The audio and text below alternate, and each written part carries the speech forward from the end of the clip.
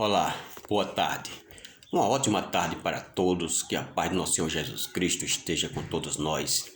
Estou gravando aqui mais um vídeo e desde já eu peço para você, se você gostar do conteúdo, compartilha aí com seus amigos. Se você quiser me ajudar, vai aí e se inscreve aí no meu canal. O vídeo de hoje é o seguinte: eu fico vendo os noticiários, as coisas que estão acontecendo nos últimos dias, a fome reinando, a precisão batendo na porta de muita gente.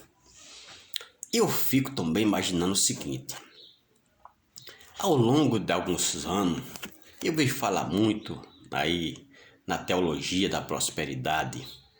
Isso está sempre ligado a dízimo, ligado à oferta. Se você dizimar, se você ofertar, você é um camarada próspero. E eu fico pensando o seguinte: se você é um camarada que acredita nessa teologia e você está passando fome, você está passando necessidade, eu acredito que você acreditou numa mentira. Imagine, se você era um dizimista fiel, um ofertante fiel, você é um seguidor de Jesus e hoje você está passando necessidade. Você acreditava que isso era sinônimo de prosperidade? Não é possível que você não chegue a uma conclusão que você acreditou em uma mentira. Eu quero dizer para você, eu sou um camarada que eu leio muito pouco a Bíblia. Eu acredito que eu não li ainda 1% da Bíblia. Mas o pouco que eu leio a Bíblia, eu chego a uma conclusão. Pasme se quem quiser. Aqui na Bíblia tem a palavra de Deus. Aqui na Bíblia tem a palavra do diabo. Aqui na Bíblia tem a verdade. Aqui na Bíblia tem a mentira. Aqui na Bíblia tem texto que é para nós. Tem texto que não é para nós. E um dos textos que eu acredito plenamente que não é para nós é o texto de Malaquias, capítulo 3, ali do verso 8, verso 9 e 10. Por que eu creio que aquele texto não é para nós? É um texto muito usado. Muitas vezes, quando vamos falar de dízimo, usa às vezes aquele texto. Por que eu acredito que não é para nós? Não é para mim, pode ser para você, mas para mim não é. Por quê? Malaquias capítulo 3, verso 8 diz assim: roubará o homem a Deus? Todavia vós me roubais, se dizer que te roubamos no dízimo e nas ofertas. Quer dizer, eu não vejo nenhum texto no Novo Testamento para dar suporte a esse texto, Malaquias capítulo 3, verso 8. E Malaquias capítulo 3, verso 9 diz: com maldição sois amaldiçoados, porque a mim me roubais, vós as nações todas. Esse texto aqui não tem nada a ver com nós, comigo. Por quê? Porque eu não sou da lei. E por que eu vou dizer que não tem nada a ver comigo?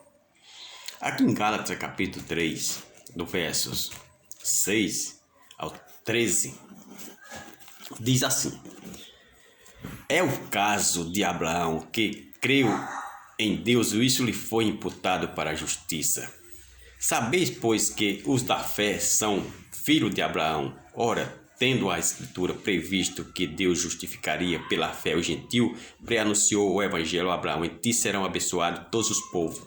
De modo que os da fé são abençoados com o crente Abraão. Os da fé são abençoados com o crente Abraão. Versículo 10 diz: todo quanto, pois, são da sobra da lei, estão debaixo de maldição, porque está escrito: maldito todo aquele que não permanecer em todas as coisas escritas no livro da lei, para praticá-la. Versículo 11: é evidente que pela lei ninguém é justificado diante de Deus, porque o justo viverá pela fé. Quer dizer, nós não somos da lei, nós somos da fé. Então, o texto de Malaquias capítulo 3, verso 9 não tem nada a ver com nós, comigo, não tem nada a ver comigo. Aí o verso 12 diz: ora, a lei não procede da fé, mas aquele que observa os seus preceitos, por ele viverá. Perdão, se você observa os preceitos da lei, você precisa viver pela lei. Agora aqui o versículo 3 diz: Cristo nos resgatou da maldição da lei, fazendo ele próprio maldição em nosso lugar, porque está escrito: maldito todo aquele que for pendurado em madeiro. Portanto, meu irmão, Malaquias capítulo 3, verso 9, não tem nada a ver comigo, porque Cristo já me resgatou da maldição da lei. E o versículo 10 diz: trazei todo o dízimo à casa do tesouro, para que haja mantimento na minha casa, e provai de mim, diz o Senhor, se não abrir a janela do céu e não derramar a benção sem medida. No Novo Testamento eu não acho nenhum texto que dê suporte a Malaquias capítulo 3, verso 10. Agora eu posso mostrar aqui para você de que Malaquias está falando. Eu vou para Neemias capítulo aqui. Neemias capítulos 12, do versos 44 até o verso 14 do capítulo 13. Neemias capítulo 12, do 44 ao do capítulo 12, do verso 44 até o verso 14 do capítulo 13. Em Neemias, aqui no verso 44, diz assim: ainda no mesmo dia se nomearam homens para as câmaras do tesouro das ofertas, das primícias e dos dízimos, para juntarem nela da cidade as porções designadas pela lei. Pela lei, o dízimo é lei, lei, para os sacerdotes e para os levitas, pois Judá estava alegre porque os sacerdotes ministravam ali. O verso 44 do capítulo 12. Diz que ainda no mesmo dia se nomearam o homem para as câmaras do tesouro, das ofertas, das primícias do dízimo. Se nomearam. Nós chegamos aqui, vou pular um pouquinho, no verso 13, no verso capítulo 13, no verso 1 diz: naqueles dias se leu para o povo no livro de Moisés, e achou-se escrito que os Amonita e os Moabitas não entrassem jamais na congregação de Deus, porque não tinha saído ao encontro dos filhos de Israel com pão e água. Antes assalariaram contra eles Balaão para que o amaldiçoasse. Mas nosso Deus converteu a maldição em benção. Você vê que o texto de Malaquias capítulo 3, o verso 9 diz: com maldição sois amaldiçoados. A capítulo 3, verso 9 diz: com maldição sois amaldiçoados. Aqui nós vemos que os amonitas e os moabitas assalariaram Balaão contra os filhos de Israel para amaldiçoar, mas Deus converteu a maldição em benção. Tem tudo a ver o texto, versículo 9 de Malaquias capítulo 3, verso 9, tem tudo a ver com esse texto. Agora nós vamos para o versículo 10 de Malaquias, capítulo 3 de Malaquias, no verso 10. Diz assim, aqui nós estamos em Neemias, o verso 4 diz: ora, antes disso, Eliasibe, sacerdote, que era o sacerdote encarregado da câmara, da casa do nosso Deus, se tinha aparentado com Tobia. Eliasibe se aparentou com Tobia, um servo moabita, que jamais poderia se aparentar, o sacerdote jamais poderia se aparentar com aquele povo que era inimigo.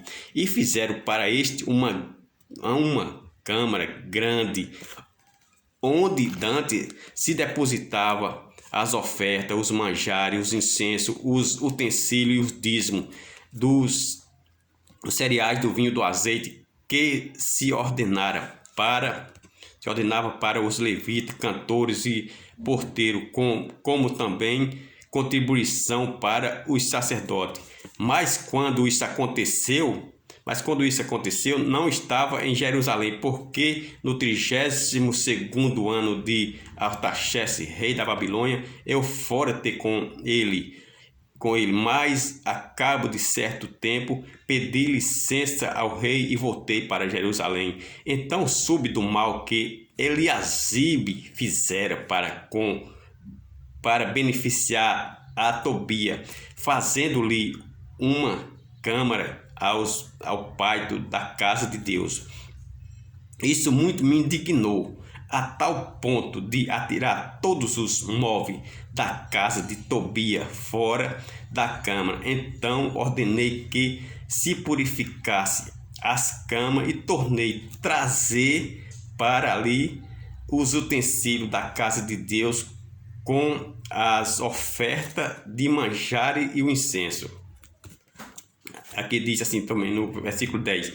Também soube que os quinhões dos levitas não se lia dava, de maneira que os levitas e os cantores que faziam o serviço tinham fugido, cada um para o seu campo. Então contendi com os magistrados e disse: por que se desamparou a casa de Deus? Ajuntai os levitas e os cantores e restitui os seus postes. Então todo o Judá trouxe o dízimo dos cereais, do vinho e do azeite aos depósitos.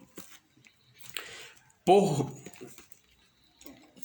tesoureiro do depósito, pus Eliasibe, pus Selimias, o sacerdote Zedoque e escrivão, e dentre os levitas pedi Pedaías, como assistente deles, Anã, filho de Zuque, filho de Mananias, porque foram achados fiéis, e se lhe encarregou que repartisse as porções para seus irmãos.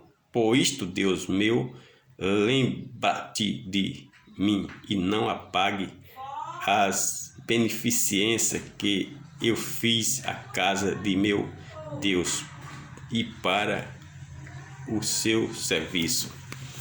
Quer dizer, o texto de Malaquias, capítulo 3, verso 10, tem tudo a ver com esse texto de Neemias e não aqui para nós.